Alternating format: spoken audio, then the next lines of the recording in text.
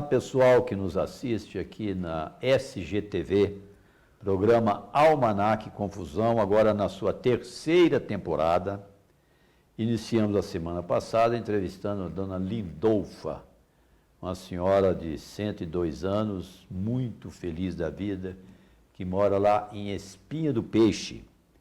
E hoje já é a nossa segunda edição, coincidentemente ou não, estamos aqui com um morador da Espinha do Peixe. Você, Ronan, também da Espinha do Peixe, Ronan? Perfeitamente, Edson. Ô, Ronan, o público está aí te esperando para você dar um alô. Então, boa tarde, Edson. Quem é Ronan? Boa tarde, Edson. Boa tarde, São Gotardo região. Boa tarde a todos aqueles que nos assistem. É um prazer muito grande estar aqui com todos vocês. Não sou digno de estar aqui, mas estamos aqui juntos, não é? Ronan, você é para lá de digno. O Ronan, eu conheci o Ronan através do meu filho, que tem muita sintonia com ele por causa de quê, Ronan? Meu filho é Edson Borges, né, que já é médico, já atuou aqui na Santa Casa, muita gente conhece. Mas vocês são colegas de quê, Ronan? Eu, mas o Edinho, nós somos primeiramente bons amigos e nós somos historiadores, né? Nós trabalhamos aí com nossas pesquisas. Então, vez ou outra, nós estamos aí juntos, nos reunindo e entrevistando, fazendo o nosso trabalho aí, né? Ele está fazendo um trabalho muito amplo, muito bem feito, e eu o acompanho, né? Eu fiquei muito impressionado, Ronan, com você, mais o meu filho, porque meu filho está estudando as perobas. Isso. Eu tenho o meu tio Lazi, que fez um mapa das perobas, e não sei com quantas casas, e ele está indo em uma por uma procurando os antepassados. E eu sei que você faz esse trabalho em Tiros também. Você é de uma família lá também histórica em Tiros, que é a família Borba, não é isso? Isso, Edson. Eu sou da família Borba, não é? Tiros começou no final dos anos 1796, quando chegou lá, a mando do governador, o senhor Antônio Fagundes Borba, com sua família, não é? Então ele trouxe esposa, filhos, alguns escravos, e ele foi convidado a explorar toda aquela região, que era uma região virgem ainda, da ação, digamos, do homem branco, porque os indígenas já estavam ali, não é? Ronan, isso era de 1750, por aí, não? Não, foi no ano de 1794 a 96, não é? E eu, Antônio Fagundes Borba, eu sou a 9ª geração dele, né? Então ele é o 9º ancestral meu. E ele chegou naquela região e ele procurou um local ali para estar instalando com a sua família. E o local mais adequado foi no entroncamento de 2 córregos, não é? E lá ele formou-se o seu rancho e foi convivendo ali com a sua família. E com ele foi trazendo mais pessoas, não é? Outras pessoas foi agrupando ali, porque era uma região muito próspera do minério, principalmente dos diamantes, não é? Haja visto que existe a célebre história, né? Porque o nome de Tiros é devido ao diamante do Abaeté, né? Uma grande pedra que foi encontrada e a desavença entre os bandeirantes e os garimpeiros. E o Antônio Fagundes Borba, ele formou ali a sua casa, a sua comunidade ali, com a sua família, que já era numerosa. Depois a sua esposa, a dona Joaquina Bittencourt, ela era devota de Santo Antônio, então ela conseguiu lá um pedaço de terra, né, eles doaram lá, e construiu a primeira capelinha, né, dedicada a Santo Antônio. Essa capelinha ainda existe, Ronan? Não. Isso na região da Vila Velha. Por quê?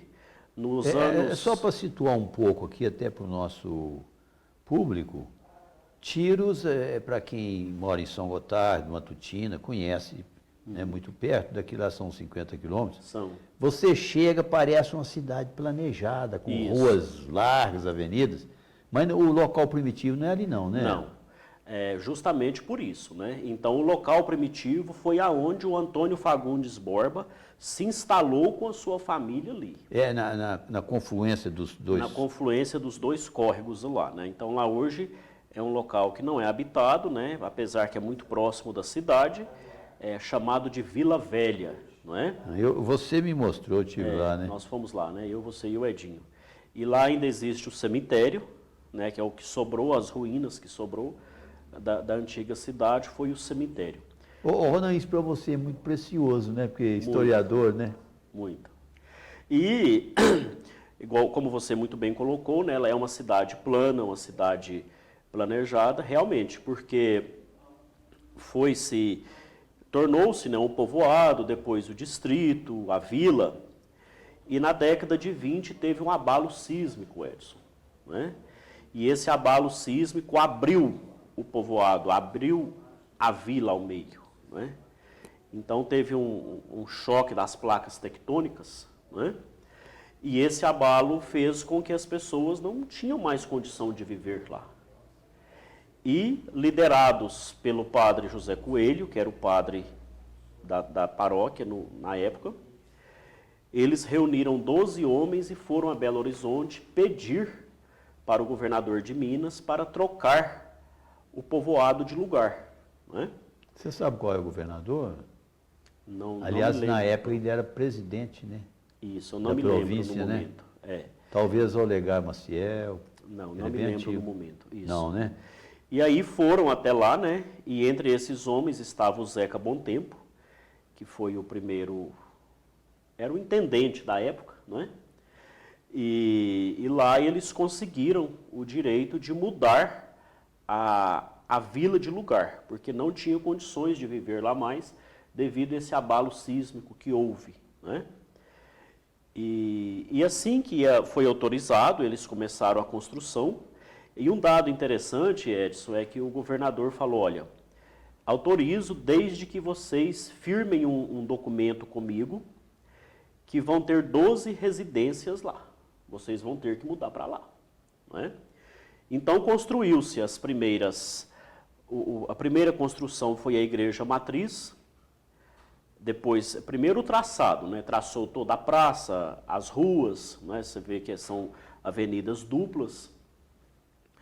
E aí veio as construções. Primeiro a igreja matriz, o coreto, a escola Sebastião Dias. Está lá até hoje, né, Ronan? Então, está lá até hoje. Inclusive o Sebastião Dias era um dos 12, um dos fundadores que foi a Belo Horizonte. Essas casas dessa época ainda existem? 3, somente 3. Isso. E o povo lá valoriza isso, Ronan? Valoriza. Tiros é uma cidade que tem um valor, um amor muito grande pela sua história, pela sua cultura, é muito valorizado, né? Lá já tem um historiador, como nós temos aqui o nosso Juquinha Carneiro, nós temos o doutor Zé Pessoa, que escreveu, e fala muito de Tiros, né? Porque Tiros era uma cidade nos 1800, pelo que você falou, e o doutor Zé Pessoa fala, uma cidade diamantífera, né? Eles achavam diamante era no Indaiá? Isso, no Indaiá, no Borrachudo, né? Borrachudo e no Abaeté. Isso. E entre esses, né, Edson, a história do nome de Tiros, né, que é um nome um pouco peculiar. É tiroteio mesmo, né? Foi. Devido aos bandeirantes que vinham, né, a mando da coroa portuguesa, né? Isso antes da independência do Brasil, né? Os bandeirantes vinham e eles eram, digamos, os garimpeiros legais, né? Mas tinha os garimpeiros que viviam por ali também. Então havia esse confronto muito grande entre os bandeirantes e os garimpeiros. Os garimpeiros, eles vinham de outras regiões, porque os bandeirantes vinham de São Paulo, era isso? Os bandeirantes vinham de São Paulo, vinham de Pitangui, né, como a maioria das famílias tirenses vieram da região de Pitangui. Ah, é verdade, né? Pitangui. E eles vinham, né, de Ouro Preto para Pitangui, né, que Ouro Preto na época era a sede da província, né? Eles vinham de Ouro Preto para Pitangui e se instalavam ali. E os garimpeiros eram pessoas ali da região que ficavam sabendo que tinha diamante, né, muito diamante. E numa dessas peripécias da vida, um garimpeiro encontra uma grande pedra de diamante, né? E aí houve um embate, com quem vai ficar a pedra? Com o garimpeiro ou com os bandeirantes? Né? E houve um confronto muito grande, né? E nesse confronto teve um tiroteio muito grande no córrego, né? Era o córrego que havia ali, né? Ali do vilarejo. E esse tiroteio ficou... Deu nome à cidade. Isso, devido ao... Santo Antônio dos Tiros, né? Isso, aí ficou Córrego do Santo Antônio dos Tiros. Depois ficou Vila de Santo Antônio dos Tiros. E aí, em 1923, quando houve a emancipação, ficou somente Tiros. Nan, não sei se você já leu os livros do Dr. Zé Pessoa, já? Já, sim. Eu já fiz 2 entrevistas com ele aqui nesse programa nosso, na segunda temporada, e eu trouxe os 6 livros dele e eu li todos. Ele fala desse período de 1700, o Marquês de Pombal, 1750. Isso. Depois fala da rainha Dona Maria a Louca. E como é que a metrópole procurava fiscalizar ali as riquezas naturais, mas o pessoal conseguia, vamos dizer assim, salvar muita coisa para eles próprios. Sim. Mas a coroa levava muita coisa. E tem até a história que o doutor Zé Pessoa fala, que os diamantes dessa região financiaram a Revolução Industrial na Inglaterra. Você sabe disso? Sim. Como é que é isso? É porque foi justamente nesse período, né, Edson, do século. E aí o que acontece? O Portugal sempre teve muitas dívidas com a Inglaterra. Né? Desde a independência, porque Portugal sempre encontrou tudo, sempre teve tudo, mas nunca saiu do lugar, e pelo jeito nunca vai sair. Né?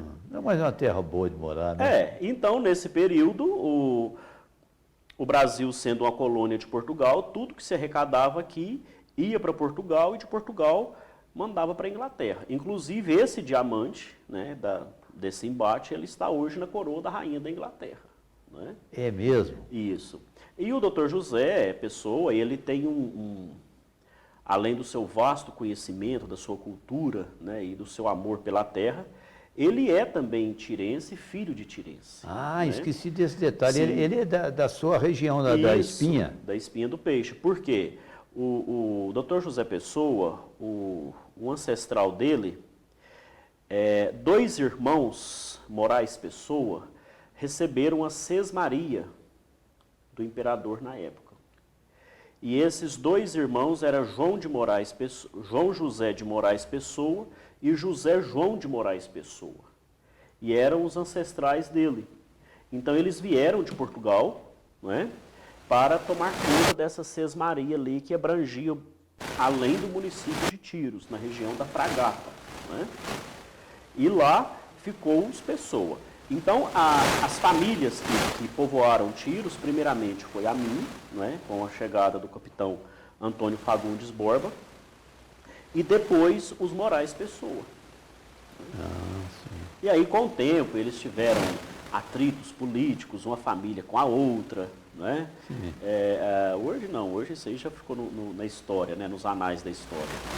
Mas nós temos um conterrâneo, o escrivão Antônio Pessoa, inclusive é avô de uma professora minha, inclusive trabalha comigo até hoje. Ele escreveu toda a história de Tiros à mão. Pois é, eu te fiz a pergunta e não prestei atenção na resposta. Não sei se o público prestou atenção. Sim. Eu falei assim, já tem um historiador de Tiros? Sim, então já tem. Sempre teve, né? Teve primeiramente o seu Antônio de Moraes Pessoa, que ele buscou, né? Ele era escrivão e descendente da família Pessoa, né? Descendente dos Pessoa. E ele escreveu a história de Tiros à mão. Inclusive, essa preciosidade hoje está muito bem guardado, muito bem cuidado. Mas virou livro? Virou. Então, com o tempo, a Geni Chaves, que era uma professora de lá, natural de lá, uma pessoa de uma cultura muito vasta, que escreveu a biografia da mãe dela, a mestra Mariquinha, que eu até te emprestei. Ah, Dona Mariquinha, né? Exato. Inclusive tem até o nome da minha rua, é o nome Mariquinha, professora Mariquinha Chaves, né? É lá em Tiros? Isso. E ela escreveu, depois ela pegou esses escritos do escrivão Antônio Pessoa e ela escreveu a história de Tiros. Tiros ontem e hoje, né? E depois dela, nós tem agora um conterrâneo nosso lá, o Luiz Henrique, né, que escreveu uma história de Tiros também. Temos a família dos Palhares, que sempre escreve, a família... Então, o pessoal de Tiros tem muito amor com a sua terra e com a sua história, né? Eu creio que eu estou imbuído nesse meio aí também. É. Pois é, mas eu fico muito feliz porque esse nosso programa tem essa preocupação de documentar a história, por exemplo, valorizar os historiadores. Isso. Espero trazer aqui mais historiadores, como o João Ferreira, né? Isso. Que é nosso aqui local, professor aqui no Oscar Prados, né? Grande amigo meu. Isso. Grande amigo. E nós temos que reunir esses historiadores para contar mais histórias. Você acha importante isso, de contar para o povo isso? Claro, Edson, porque a história, nós só compreendemos o nosso momento presente a partir de quando nós adentrarmos e conhecer a nossa história, né?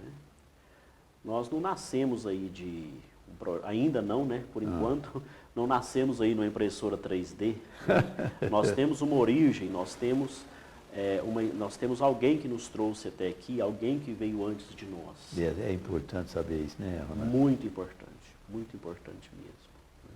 Pois é, a nossa conversa, ela vai longe, você vai falar muita coisa de Tiros, mas você falou pouco ainda do Ronan. Quem é Ronan? Porque você tem uma história de vida muito importante, porque você nasceu lá em Tiros, estudou em Tiros? Foi. Então, eu nasci, Edson, minha família da zona rural, não é? Você estudou na Espinha do Peixe? Não. Eu estudei na escola, inclusive a escola que eu estudei da primeira até a quarta série, é uma escola multisseriada, né? Ou seja, havia uma professora só para as 4 turmas. Então, primeiro, segundo, terceiro e quarto ano, né? E essa escola tem o nome do meu bisavô, e eu tenho muito orgulho disso. Hoje ela está desativada, né? Não existe mais, apenas o prédio está lá. Essa escola é rural? Escola rural, né? Porque o meu bisavô, ele sempre deu uma importância muito grande, teve uma grande preocupação com a questão da formação dos filhos. Primeiramente, antes de qualquer vínculo com prefeitura, ou algo assim semelhante, ele contratava professores e colocava dentro da sua casa para alfabetizar os seus filhos e os seus netos e todo mundo ali da região, né? E então ele contratava por conta própria os professores, né? O professor Mário Campos, que inclusive o Dr. José fala muito nele, né? A dona Belchorina Roque, que viveu em Tiros, eu a conheci, né? Foi professora dos meus tios, avós e de todo mundo ali da região, morando e atuando dentro da casa do meu bisavô, por conta própria. Depois, com o tempo, a prefeitura mandou uma professora para lá, por sinal que está lá em Tiros até hoje, de muita estima de todos nós da família e de todo mundo dali daquela região, a dona Julieta Olímpia. E ela também trabalhando dentro da casa do meu bisavô. Era uma casa muito grande, né? É onde é a nossa propriedade hoje. Depois meu pai comprou de um tio dele e demoliu o casarão que havia lá. Então eram salões muito grandes e ali ela fazia sua sala de aula. Só porque com o tempo não dava, porque era 2 turnos com mais de 70 alunos. A casa não comportava aquele tanto de gente. E aí ela reuniu os pais dos alunos e fizeram um mutirão e levantou uma escola lá nas terras do meu bisavô. E aí colocou, ele ainda era vivo, né? Colocou-se o nome dele, Escola Municipal Leonardo Ferreira de Borba. E o meu pai contava, minha mãe ainda conta, que a hora que ele chegava lá, uma vez na semana ele ia até lá de a cavalo, na escola. Então a professora pedia que todos os alunos levantassem e saudasse ele com uma salva de palmas. Né? E foi nessa escola que meus pais estudaram, meus irmãos estudaram, e eu estudei até a 4ª série, né? Que na época era a 4ª série. E eu sempre quis estudar, Edson, né? Eu sempre fui muito curioso, eu sempre quis ir além do que me era do meu tempo ali, não é? E a gente morava na zona rural e meu pai falava, olha, meu filho, mas não vai dar, porque a gente mora na roça, então vai ter de ficar por aqui mesmo. Mas eu enfrentei, rapaz. Então eu ia de leiteiro, a prefeitura nesse período, isso no ano de 96, a prefeitura não buscava os alunos da zona rural. Ronan, você, pensando bem, você está falando 96, hoje a gente vê, os meninos têm a condução e tal, né? 96 não está tão antigo assim, e era assim mesmo, era difícil, Moço né? do céu. Se você quisesse, você tinha que fazer um esforcinho, né? Então eu ia de leiteiro, né? Em cima das latas, porque à frente, né, ali junto com o motorista, sempre ia uma mãe com a criança, ou uma pessoa idoso, né? Havia muita gente na zona rural. Eu já vi isso aqui. E eu ia em cima das latas. Tempo de poeira era na poeira, tempo de chuva era na chuva. E eu estudei em Matutina um ano, né? Então eu ia até no trevo de Matutina, ali o caminhão descia para o laticínio e do trevo para lá eu ia a pé, né? E depois eu voltava de ônibus até na Espinha do Peixe, da Espinha lá para casa eu voltava a pé, 6 quilômetros. E tem um dado interessante. Boa ginástica, né? E eu tinha 12 anos na época. E tinha uma senhora, que até minha prima, dona Cândida, ela morava à beira da estrada. E eu, com 12 anos, com fome, né? Era 6 quilômetros. Eu peguei o hábito de passar lá para tomar água, mas não era para tomar água, era para comer alguma coisa, sabe? Alguma coisa, né? Tá certo. E ela me acostumou, que hoje eu peço a Deus que cuide dela lá no céu, tadinha, que matou muito a minha fome. E ela me acostumou lá e eu também. Então, todos os dias eu passava, ela estava me esperando até com a janta pronta, sabe? Mas isso até meu pai descobrir, né? Que quando meu pai descobriu, ele me deu uma boa lavada ali e falou assim, ó, nunca mais. E ela me esperava, coitada, ela me esperava lá quando eu subia, né? E eu falava, não, dona Cândida, hoje eu não posso, porque eu tenho que ir embora trabalhar, eu tenho que tratar do porco, e enfim. Mas eu devo muito a ela, porque ela matou muito a minha fome. Né? E aí eu estudei lá um ano. Depois a prefeitura de Tiros começou a buscar os alunos na zona rural, e aí foi um tempo bom, porque aí eu ia e voltava todos os dias, eu estava na minha casa. Como é que é o nome do lugar que você morava mesmo? Só para situar aqui, até para a pessoa que vai lá, nos ver lá chama Morro Alto, mas todo mundo é conhecido pelos Borba. É lá perto Borba. da Espinha? 6 quilômetros após a Espinha.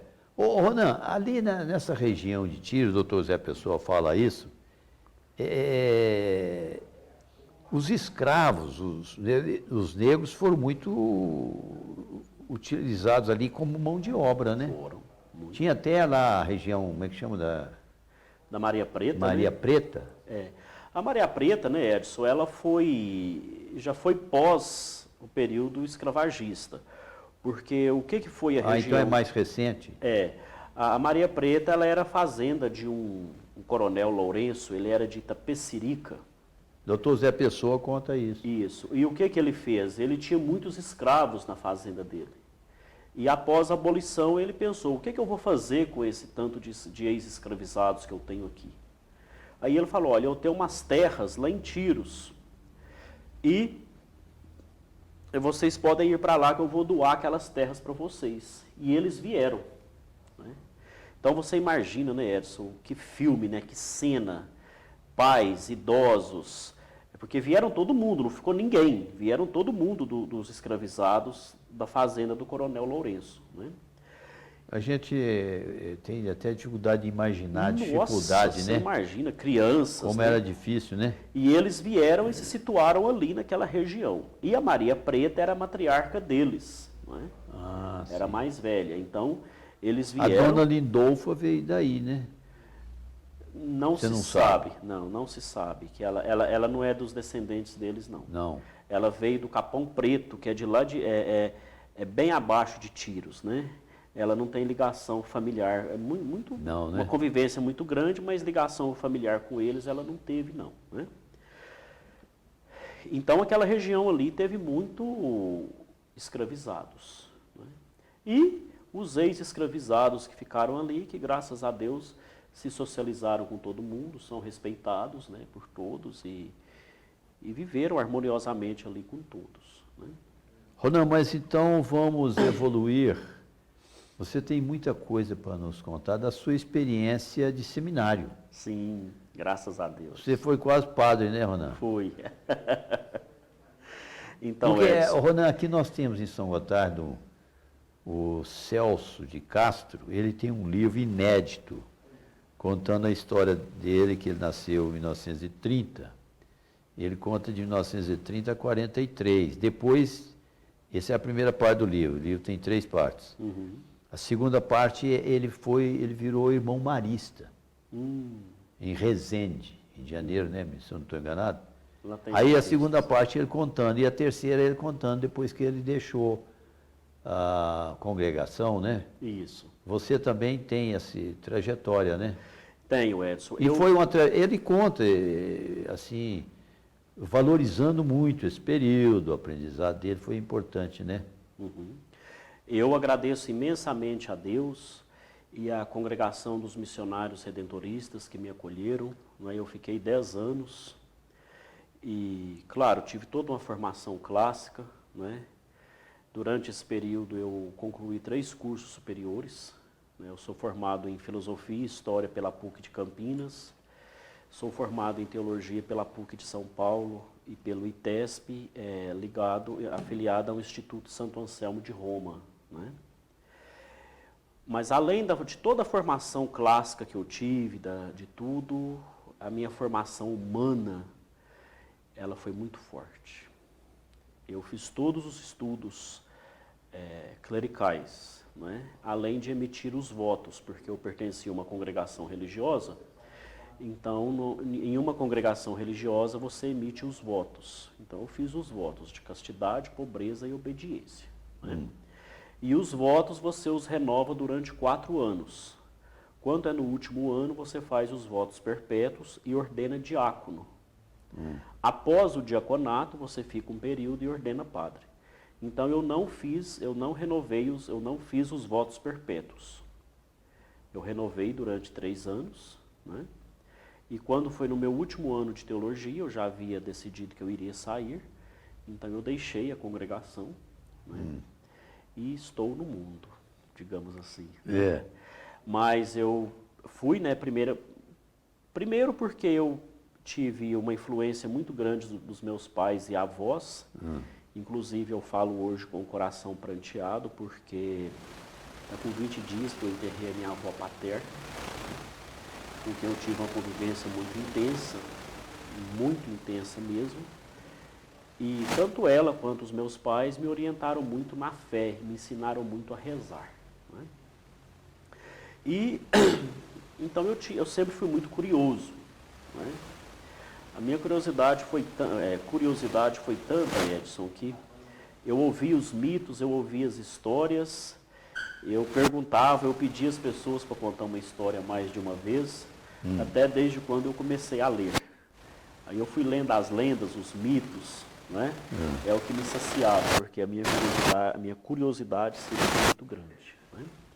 E eu tinha esse desejo de ir para o seminário. Ah, você quer ser padre? Não, eu quero ir para o seminário para ver se é isso que Deus quer de mim, né? Eu quero descobrir a vontade de Deus na minha vida. E eu fui, né? Eu concluí o ensino médio em Tiros, trabalhei, depois que eu concluí, sempre trabalhei, né? E depois que eu concluí o ensino médio, eu já havia tendo contato com os missionários redentoristas, né, que são os padres que trabalham em Aparecida, em Trindade, no Santuário do Divino Pai Eterno, Bom Jesus da Lapa, né? E eu queria ir para lá, eu me identifiquei com eles, Sim. né? E aí eu escrevi uma carta escondida dos meus pais, peguei o endereço deles lá no livrinho de devoção lá da minha mãe. Se você quiser ser um missionário redentorista, escreva para nós. E eu escrevi uma cartinha, sabe? E essa carta chegou depois. Aí eu tive de abrir o jogo com meu pai e minha mãe, né? Eu falei assim, eu escrevi essa carta para lá e eu vou embora para lá. A minha mãe ficou meio assim, não aprovou muito não. Meu pai não era muito resolvido. Aí ele falou assim, não, eu não falo para ir nem para não ir. Você que resolve.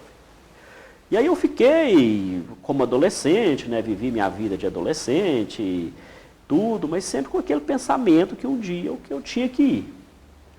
E quando foi no ano de 2005, eu peguei e fui.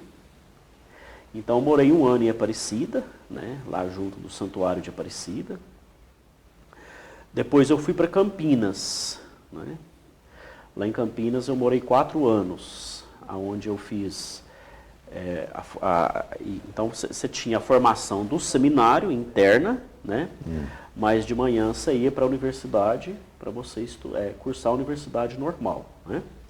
Então lá eu graduei em filosofia e em história, né? Aí após o período de Campinas, quando eu terminei, eu estava no último ano de Campinas, foi um tempo muito forte, Edson, para mim, porque foi quando meu pai faleceu. Meu pai faleceu muito jovem, com 58 anos, ninguém estava esperando por aquilo, né? E eu quis muito voltar para casa. Eu falei assim, não tem condição de eu ficar aqui longe da minha mãe, meus irmãos, eu tenho que estar lá ajudando, né, para resolver tudo. Mas aí eu fiquei, eu conversei, tive muito apoio dos meus formadores, e aí eu fiquei em Campinas, concluí o ano, e fui para Tietê, onde eu fiz o noviciado, né? O noviciado, Edson, ele compreende uma etapa que você fica recluso, interno ali, durante um ano, né? E lá eu emiti os votos de castidade, pobreza e obediência. Uma cerimônia bonita, né? O dia da cerimônia dos votos, né? A vestição, né? A minha mãe foi. E aí de lá eu fui para São Paulo. Em São Paulo eu dei início aos estudos de teologia, né? Então foram 4 anos de teologia.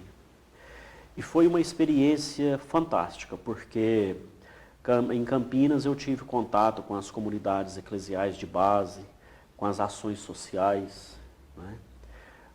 Trabalhei muito com pastoral de rua, com ação social, né? Até fazer protesto, né? Fechar rodovia e lutar pelos direitos, né? Isso tudo ainda como seminarista? Como seminarista, isso. Você Frei Boff, Frei Boff? Leonardo Boff. Leonardo Boff. Isso. Você conheceu? Sim, eu tive aula com ele, né? Ele é Frei, né? Frei. O Leonardo Boff, ele foi calado, porque ele é da teologia da libertação. É a mesma teologia que ele não é mais Frei. Que eu segui, não. E o Leonardo Boff, enquanto o ex-papa Bento XVI, que na época era o cardeal Ratzinger, né? Ele calou ele, porque o Leonardo Boff escreveu um livro, Igreja, Carisma e Poder, sim. aderindo à teologia da libertação. Então ele foi calado, né? Ele não pôde se pronunciar mais, e aí ele deixou o ministério, o sacerdócio, mas é um dos maiores teólogos do mundo, né? E em São Paulo, né, eu aderi mesmo a essa causa social, né? Morei nas periferias, eu trabalhei na favela do Heliópolis, que é uma das maiores favelas da América Latina, né? Com as pastorais sociais. Então a gente fazia, não era só aquela pastoral de rezar, de ficar bonitinho, né? Era ir junto, caminhar junto com o povo, viver essa realidade da vida junto com o povo, né? Não, eu estou vendo que a sua história ela vai render bastante. Inclusive eu tenho curiosidade de saber, nesse mundo nosso, teologia e filosofia, isso tem alguma aplicação? Como é que você vê isso? E como fazer isso? É interessante, né, Edson? Porque a filosofia, ela é a mãe de todas as ciências, né? A filosofia, né, ela é uma palavra de origem grega, filo, amiga, sofia, sabedoria, né? É amigo da sabedoria. Então, a filosofia, você busca a sabedoria e a resposta para as indagações para o mundo hoje. Pois é, mas nesse nosso mundo tão corrido, tanta rede social, o pessoal não é muito chegado em filosofia, não. Não é muito chegado porque é o que o Zygmunt Bauman fala, um sociólogo alemão, né, falecido agora há pouco. Ele trabalha com o conceito da modernidade líquida. Né? Porque nós somos seres líquidos. Nós não estamos tendo solidez, ou seja, nós não estamos buscando as respostas concretas. Né? Então o ser humano está muito sem identidade, essa crise identitária, né? Talvez seja por essa mudança aí de fase que nós estamos vivendo, né? Essa crise identitária está muito forte, Edson. Né? E a filosofia, ela vem buscar essa resposta, ela vem de encontro com essa sabedoria. Né? E tem alguns filósofos que usam um termo, né? Que a filosofia, ela é serva da teologia. Né? É serva da teologia. Para você compreender que a teologia é você compreender o mistério de Deus, né? O estudo de Deus. Né? Theo, Deus, logia, estudo. Então a filosofia, ela vem ser o quê? Ela vem ser esse amparo para que o ser humano busque as respostas acerca de Deus. Né? E entre os grandes filósofos, né, que nós estudamos, né, eu tenho Platão, com a questão das emanações, né, que o ser humano ele é um ser emanado, ele vai evoluindo a partir de um dado concreto. Né? Depois Santo Agostinho, né, a questão do Santo Agostinho, ele é um filósofo muito forte. Santo Tomás de Aquino, o Martin Buber. Né? O Buber trabalha na questão da relação da alteridade, eu-tu. Né? Ele fala que entre eu e você existe uma terceira pessoa, que é o nós. Né? Então, Ronan, curiosidade até para o nosso público, nós temos que, de vez em quando, contar uma historinha para... você falou de Tomás de Aquino, eu até escrevi um artigo usando uma coisa que eu escutei, eu já fui seminarista. Sim, você me falou. O padre contando a história do Tomás de Aquino, que ele era muito estudioso, né? Isso. Ele estava lá na biblioteca, lá todo, né, concentrado. E aí diz que os colegas lá, que eram também do mosteiro lá, monges, né, resolveram fazer uma gracinha com ele, uma piada, né? Você já viu contar essa história? Aí eles combinaram, aí entrou um correndo lá e falou assim, ô Tomás, vem cá para você ver aqui fora, tem um boi voando aqui fora. E disse que ele saiu doido para ver o tal boi voando, né? E aí o pessoal caiu na gargalhada, né? Mas não sabe com quem estava lidando, né? Não sabe com quem estava lidando. Aí o Tomás falou assim, eu acreditei, achei mais fácil acreditar que um boi está voando do que você me contar uma mentira. Mas essa questão da mentira, que hoje a gente chama de fake, isso é um troço para lá de filosófico, né? E nós estamos precisando de filosofia mesmo. Porque a própria filosofia, né, Edson, ela vem de encontro... A história do Platão, você vai ter que vir aqui dar uma aula de filosofia para nós, contar a história da alegoria da caverna. Alegoria da caverna, né? Aquilo é demais, né? Muito interessante. Mas é justamente isso, porque a filosofia ela vem para desmistificar o homem, né? Porque tudo era mito, né? Tudo era mito. Por que essa luz está acesa? Por que tem essa água? Tudo era um mito. E a filosofia ela vem fazer o quê? Ela vem buscar a essência, ela vem buscar a verdade. Portanto, a filosofia ela é a verdade em si. Né? Mas o filósofo mesmo que eu aderi a ele, que eu estudo, né, é o Martin Heidegger. O Martin Heidegger ele é um alemão, né, um filósofo alemão.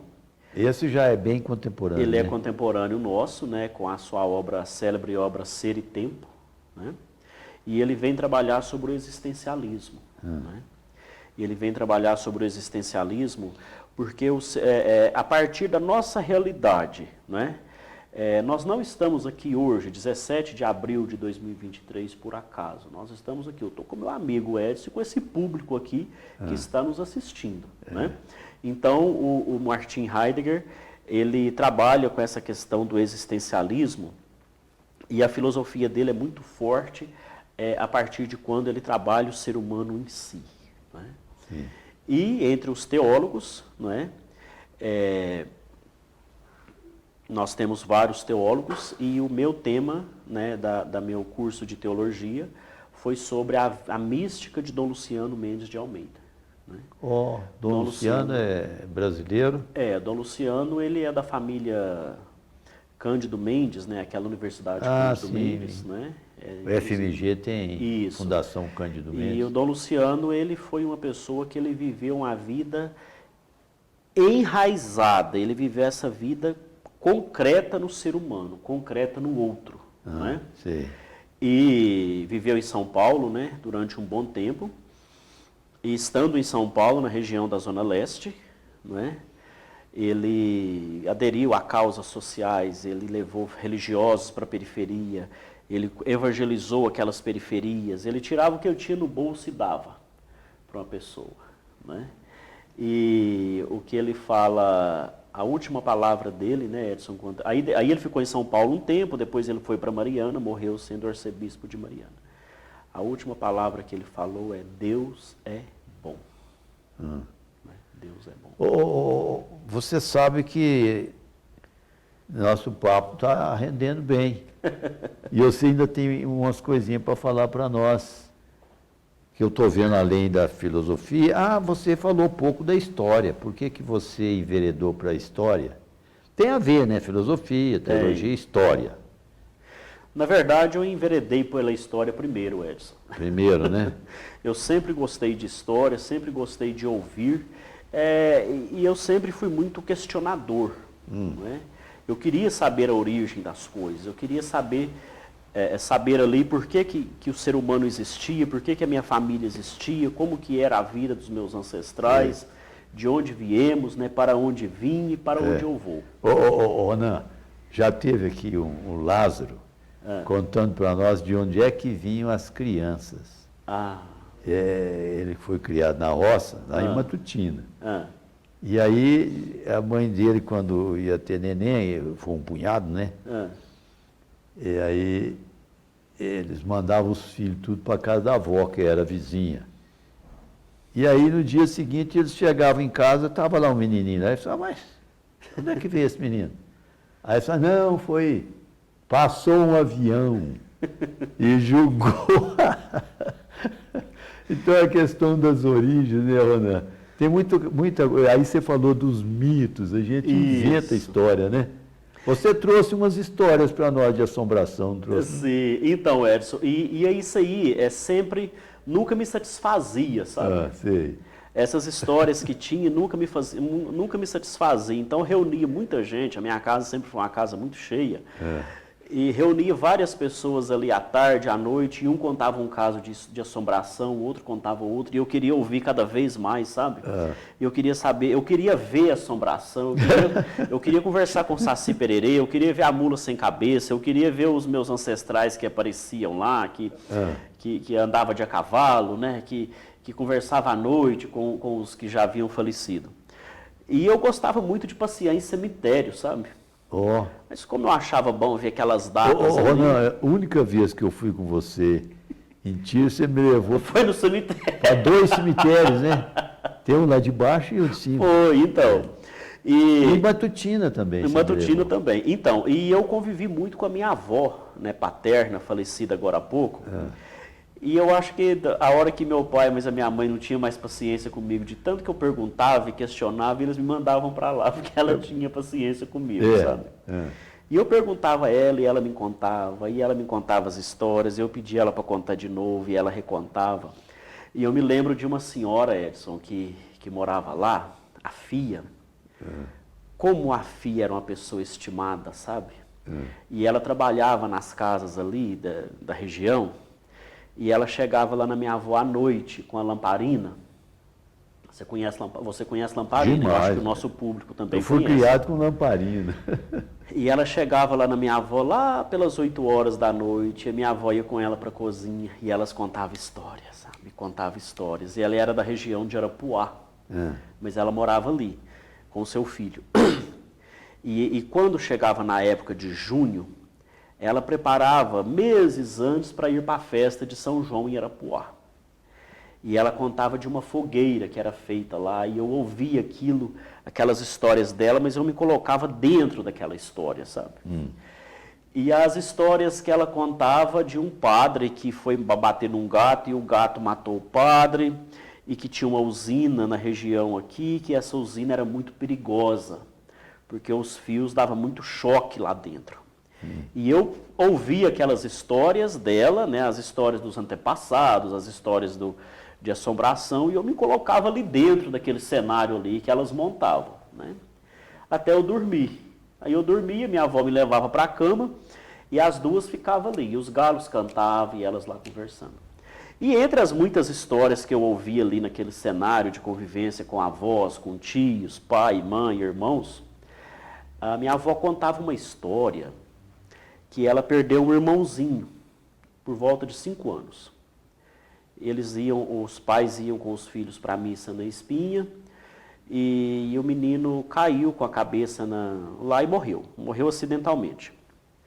E a avó dela fez uma túnica para sepultar o menino. E ela viu a avó confeccionando, costurando aquela túnica lá para fazer o enterro do menino. E ela era mais velha que esse menino. E havia alguns mais velhos e alguns mais novos que esse menino. E eles foram à noite na casa dos avós dela, ela e 2 irmãos dela foram à noite na casa dos avós, e quando atravessou um riachinho assim, o irmãozinho acompanhou eles com a túnica que havia sido sepultado, o irmãozinho que morreu. Só porque a hora que chegava nesse ponto, ela parava a história. E eu queria saber depois, se ela conversou com ele, se ele falou alguma coisa, né, se ele estava com saudade deles e tudo. E aí, entre essas outras histórias aí de assombração que tinham, né, contava-se que tinha uma árvore lá no alto, lá na estrada. Quer dizer que você ficou sem saber do menino. Ela nunca me terminou de me contar a história. Né? Parece que o pessoal era bem esperto. Né? Era. Criava aquela Nossa, mãe. expectativa. E aí tinha uma árvore lá no alto lá da nossa propriedade, que falava que passava de a cavalo, a hora que passava de a cavalo lá, uma assombração pulava na garupa do cavalo e dava um assovio, sabe? Sim. E como eu queria andar de a cavalo lá para ver essa assombração lá, para ver como que ele era, né? Você queria que passasse e ele pulasse na garupa. Isso. E eles contavam e afirmavam, não, eu vi mesmo. Eu pensava, nossa, mas eu também, quando eu crescer, eu vou ver. Aí o meu pai falava, não, mas assombração não aparece para criança. Né?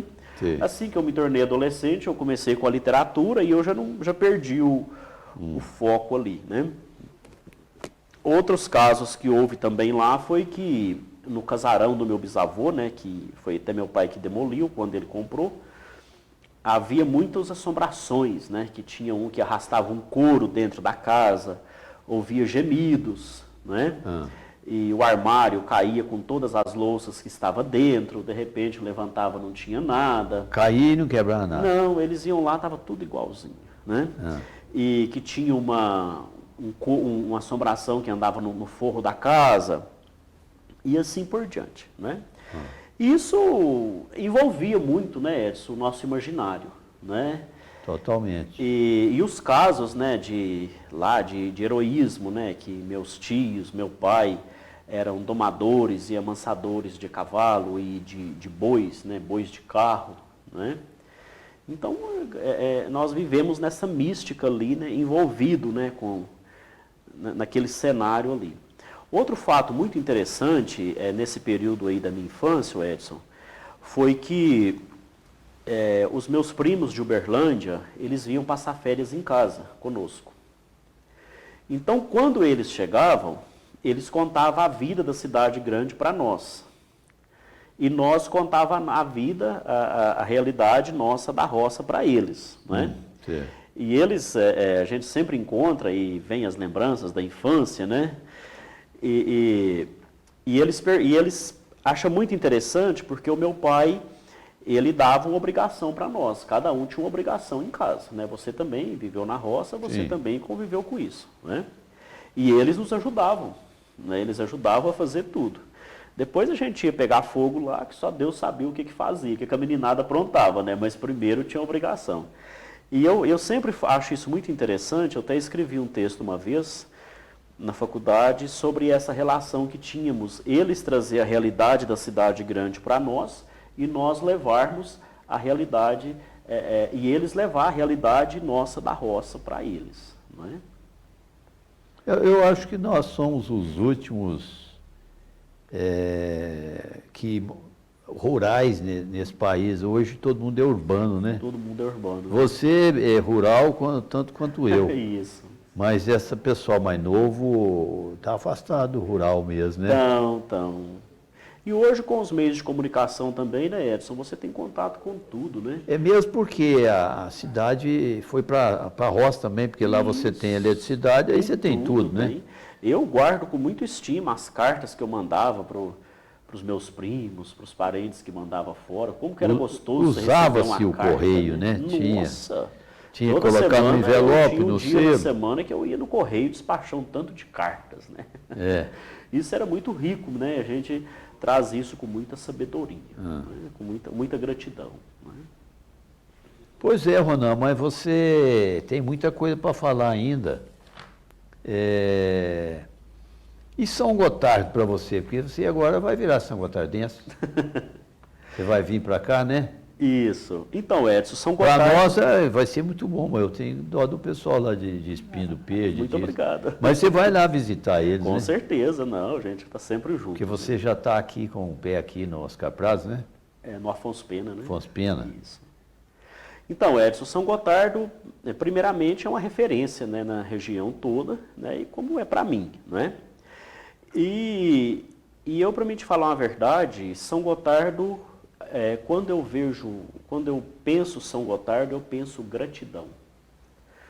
Porque a minha família sempre dependeu dos nossos familiares que vivem aqui, né? Quando tinha que vir ao médico, quando vinha fazer uma compra, alguma coisa, dependia dos nossos familiares que moram aqui, que você muito bem conhece, né? Que é o Negrinho da Loja, né?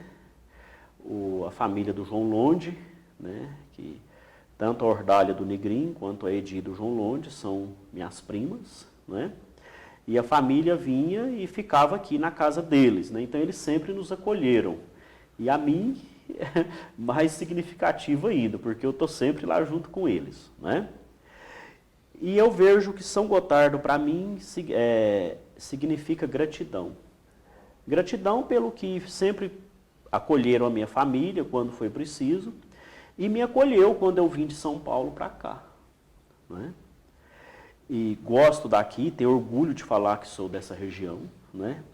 Tenho grandes e verdadeiros amigos aqui, inclusive você sabe disso, com a sua família, né? Você faz parte desses meus seletos e verdadeiros amigos. E agora amigo do pessoal da SGTV também. E amigo da SGTV também, né? Tem um vínculo grande, né? Até a gente comentava hoje com um primo meu, eu falei assim, você está formando esse ano no SESG? Eu falei, tô. Está feliz, né? Eu falei assim, estou muito feliz de estar graduando em Direito no SESG depois de 5 anos, mas com o coração apertado de deixar aquela comunidade, que eu tô povo bom. Que vínculo que a gente tem ali, com colegas, com amigos, com professores, com todo mundo ali. Ronan, e agora eles podem ver você no YouTube lá, né? Lá na Espinha do Peixe. Podem ver. Né? Ronan, aqui eu anotei aqui Príncipe William, eu não sei porque que eu anotei isso, é a história do diamante? É o que nós já comentamos, né, Edson? Você já falou, né? Que foi encontrado em Tiros. É aquele diamante. É o que está, Está na coroa da rainha. Está na coroa da rainha da Inglaterra. Ô, Ronan, e agora queria que você falasse um pouco desse grupo de historiadores que está se formando aqui, um grupo bem qualificado, né? Além de você, quem mais? Que está escrevendo história, e breve nós vamos ter livro aí na praça, né? Então, nós temos o Edinho, né, o Dr. Edson Borges, que é seu filho, né, que está fazendo aquele trabalho fantástico lá, né, a reconstituição do povoado das Perobas, né? E eu acompanho, ele também acompanha nos meus estudos, né? A gente fazemos um trocadilho aí muito bom, né? Então, Só ele vir, nós estamos aí, né? Visitando as famílias, e visita um, visita outro. Alguns nos recebem muito bem, outros ficam com o pé atrás. Fica meio... O que esse cara está querendo, né? Isso. E nessas visitas e outras, a gente sempre sai com um documento, com uma fotografia, com alguma coisa, né, que vai nos enriquecendo, né? Temos o nosso grande amigo também, que é uma pessoa que eu estimo muito, o professor João Ferreira, né? Que é uma pessoa que é um parceirão, um companheiro mesmo, né? Uma pessoa de uma humildade, de uma sabedoria muito grande. Então nós... O Ronaldo, ele sabe tudo daqui, né? Tudo. É uma enciclopédia, viu? Ele vai ter que contar para nós também. Vai. Tem mais na Matutina? Em Matutina nós temos a dona Zélia Bicalho, né? Sim. A dona Zélia tem um acervo muito grande, um documentário muito bem feito com as principais famílias. E não é só de São Gotardo e Matutina, não. Tem muita gente de Tiros também, né? Que ela vem ali. Além do Zé Pessoa, doutor Zé, que já escreveu, né? Isso, do doutor José, o professor Gilson também, né? Que trabalha aqui, é uma pessoa que eu tenho grande estima por ele, né? Mas a história, Edson, é tão interessante... Está esquecendo um aí, doutor Jair. O doutor Jair também. Doutor Jair, é bom até a gente citar ele aqui para ver se ele sai com o livro dele. Vamos nos unir, né? Ele é um pesquisador da genealogia das famílias. E tem outro também, que eu falo, olha, você pode botar suas manguinhas de fora. Ele é vereador lá em Matutina, chama Daniel Paiva, ele é jornalista. Mas tem muito conteúdo também, tem muito para nos oferecer. Pois é, nós podemos fazer um grande ciclo aqui, contar a história, sim, se Deus quiser. Falar das pessoas. Mas o que é interessante, Edson, que eu sempre, no seminário eu aprendi isso com o padre, ele falou, olha, conhecimento não é sinal de sabedoria. Como que a gente aprende com as pessoas simples, né? E tem aquela história vivida, concreta, a dona Lindolfa, né, que nós entrevistamos há pouco. Uma pessoa que não teve, não sabe escrever, mas é uma testemunha partícipe ali. O pai foi escravizado, não é? Ela não aprendeu a escrever, mas ela brincava, ela contou a história da chavinha, né, que foi roubada. Então isso aí é a história viva, a história enraizada. A história da dona Lindolfa, nosso público que não viu, pode ver no YouTube. Dona Dolfa, né? Dona Dolfa, isso mesmo. E ela gosta de ser chamada de Dolfa. Dolfa. Ela até falou assim, você vai falar você. Eu tive dificuldade toda hora querendo falar senhora. Isso. Você. Muito estimada, né? Não, você. Eu vi ela lá na festa da Espinha, servindo as pessoas. Toda a vida ela viveu para servir. Ela é de uma alegria muito grande, 102 anos. E entre isso, né, Edson, eu creio que esse nosso grupo aí, o que nós queremos fazer não é nos engrandecer com isso, é deixar para a nossa posteridade. Né? É deixar para o próximo, deixar para aqueles que virão depois o sentido, né, o sentido da vida, o sentido da nossa existência. Né? Não, você sabe que o nosso tempo já acabou? Já? Já. E você vai, vou te deixar a palavra, porque às vezes alguma coisa que eu não te perguntei, você talvez gostaria de falar, você está com a palavra saideira. Então, Edson, minha palavra é o que eu já coloquei, é gratidão, né, por estar aqui. Não sou digno de estar sentado aqui, não, eu não concordo com isso, não. Por esse público, não é? Mas fico muito honrado, muito feliz, né, de estar aqui. É uma gratidão minha, também da minha família, né, por vocês confiarem em mim. E o meu desejo, não é, o que eu sempre, como eu coloquei a história do meu bisavô, né, que contratou um professor para que educasse lá seus filhos, o meu tema, o meu foco hoje é a educação. Né? Então, que nós sejamos educadores e promotores da educação futura. Né? Estamos vivendo um momento aí conturbado, né? Mas sempre na expectativa de dias melhores. Né? E que nós sejamos aí apoiados um no outro, né, buscando apoio um no outro. Olha que gratidão que eu fico, né, de me convidar um pobre espinhense para estar aqui, um pobre tirense para estar aqui com vocês. Né? Mas o meu desejo é isso, se nós pudermos contribuir com o mínimo, né, para a educação, para o próximo, para as gerações futuras, nós podemos partir tranquilos. Ronan, eu fico muito grato a você por nos dar essa honra, nos prestigiar o nosso público. E eu espero ainda voltar, talvez, a reunir mais gente aqui para fazer um debate histórico, né, filosófico, etc. e tal. Então, contar casos de assombração também, que tem muitos, né? E agradeço a você.